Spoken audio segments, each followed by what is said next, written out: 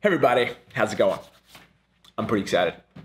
I'm pretty excited to share with you this idea of how to apply the growth mindset in your life. Some of you might have heard of the growth mindset, but I'll cover the idea really quickly. Here's the deal. You have growth mindset and you have fixed mindset, right? Two sides of the spectrum. People who are more on the growth mindset spectrum believe that their efforts and the results are correlated. So the more effort, the right effort they put in, the more results they're going to get. And people on the fixed mindset typically tend to have a strong belief that who they are gets them the results. So there is no correlation between effort and result. There's a correlation between how they are, their baseline state, and the result, which means if they're getting great results, they congratulate themselves. If they get not so great results, they feel bad and shame and guilt about getting bad results because that's who they are isn't something they can control. So the reason why growth mindset is important is because growth mindset is what allows you to improve quickly, to give and receive feedback, to believe that your results are dependent on your effort, that you can actually do something to get more results. And that's the core of a lot of performance psychology. Carol Dweck wrote a great book called Growth Mindset that you might be aware of. But some of you might be thinking, UJ, all this growth mindset stuff is great, but how do I actually apply it in my life without actually reading a book that's going to probably take me weeks of my life? Great question. That's why this video exists. So the first thing you want to do is to find an area of your life you want to work on. Let me give you an example. You could have somebody who is pretty strongly on the growth mindset side, but has some areas of his or her life on the fixed mindset side. So an example is, let's say, the example of Darius, an exemplary computer programmer.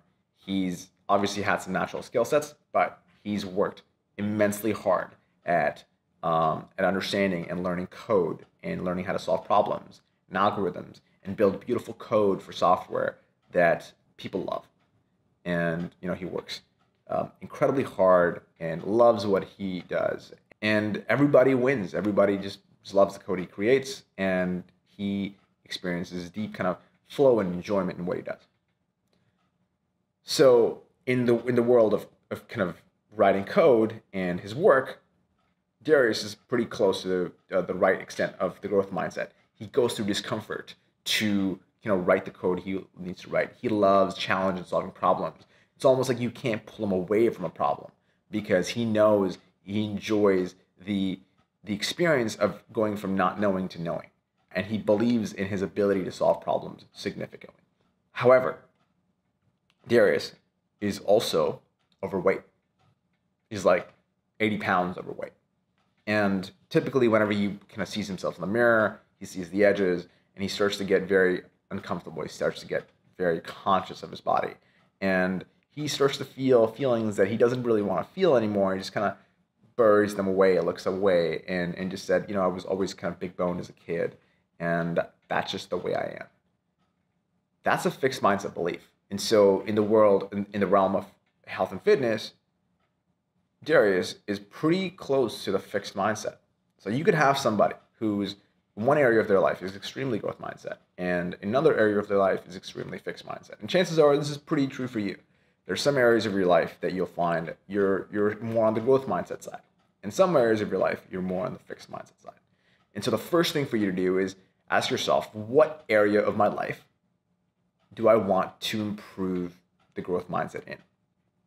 Essentially, improving growth mindset involves putting in the right effort to go from a different belief system to a new belief system. So I'll give you an example. Let's say you want to improve your friendships. Let's take the realm of friendship. A common fixed mindset belief in friendship is that people tend to have friends early in life. You have middle school, high school, university, and typically most people have the same group of friends that they see every once in a while. They say it's harder to make friends later in life, et cetera, et cetera. And that's a fixed mindset belief because the ability to make friendship is a skill you can learn with enough effort.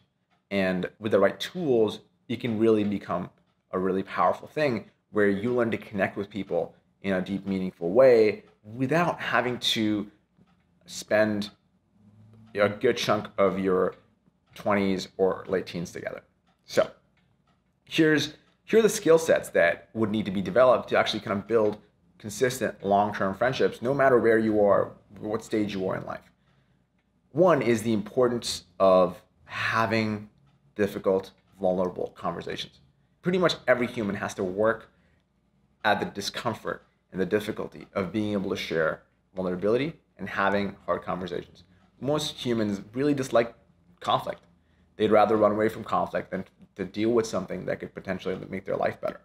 And that act of working and putting in the right effort at having meaningful conversations, confronting the truths that you know exist, giving and receiving gentle but firm feedback can be really powerful for improving your relationships, improving your friendships, improving your life.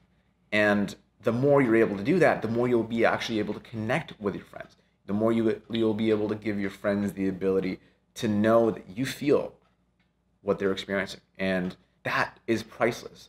Life to me, as is also known by the Harvard study, the longest longitudinal study on happiness ever, is about the depth and the richness of the close ties in your life, be it family or friends. And being able to communicate with people in that way is really important. That skill set is incredibly valuable. It's hard to develop, but again, if you want to develop more of a growth mindset in this realm, having difficult, vulnerable conversations are an important one. And if that's something you want to develop, then it'll have lots of great dividends in your life. So that's it. That's how you apply the growth mindset in pretty much any area of your life. You ask yourself, what area are you looking to kind of improve at? And what's the right effort that you can take in that area to move yourself forward? That's it. Hope you enjoyed it. If you have any questions, feel free to ask me down below. Subscribe for a video next week, and I'll see you next time.